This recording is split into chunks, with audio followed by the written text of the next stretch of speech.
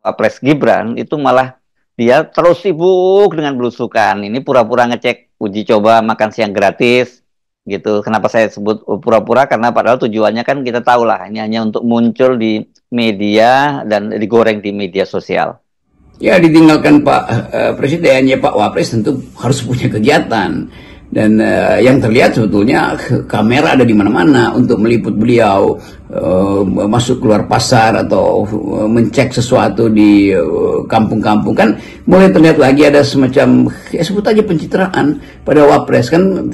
Atau kita memang mungkin tidak lagi melihat semacam sesuatu yang bermutu yang bisa dilakukan oleh Wapres itu, selain bertemu dengan rakyat lagi, menjanjikan sesuatu lagi seolah-olah masih tahap kampanye. Tapi kita membaca itu juga sebagai semacam kasih istilah agak nakal, mungkin curi start di dalam pencitraan. Jadi netizen mulai melihat bahwa ya mumpung presiden lagi di luar negeri, maka Wapres itu curi start untuk pamer-pamer, untuk belusukan segala macam. Tetapi sebetulnya konsep kita bernegara itu tidak memungkinkan, karena kedudukan wakil presiden adalah sekedar pengganti presiden ketika tidak secara ofisial ada di dalam pemerintahan. Harusnya juga mulai ada semacam pembagian kerja itu, bahwa presiden kalau di luar negeri atau bertugas sesuatu yang sifatnya mendesak, maka wakil presiden mungkin ya datang ke sekolah-sekolah, lihat bagaimana situasi anak-anak, mulai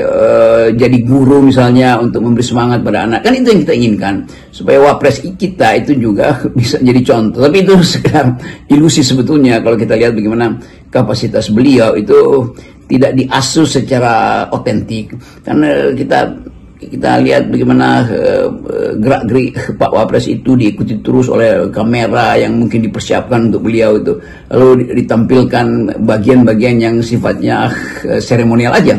Seharusnya kita mendengarkan semacam uraian konseptual dari Wapres tentang masa depan generasi milenial, masa depan dari dunia olahraga kita misalnya, masa depan dari sistem pendidikan kita yang kemarin juga mendapat semacam kritik dari netizen. Nah, kelihatannya semua kesempatan yang disediakan sementara Pak Prabowo pergi itu tidak dimanfaatkan untuk hal-hal yang konseptual, untuk hal yang memungkinkan kita membaca bahwa arah kebijakan kita itu didalilkan berdasarkan ilmu pengetahuan, bukan didasarkan sekedar oleh sudut kamera yang dipasang di mana-mana buat pasang Wapres.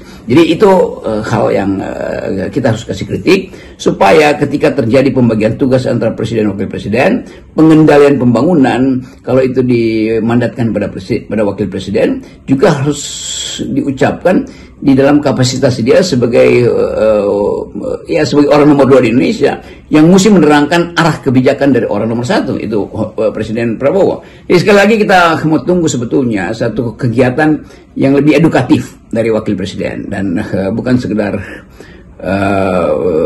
showcasing atau pamer sesuatu.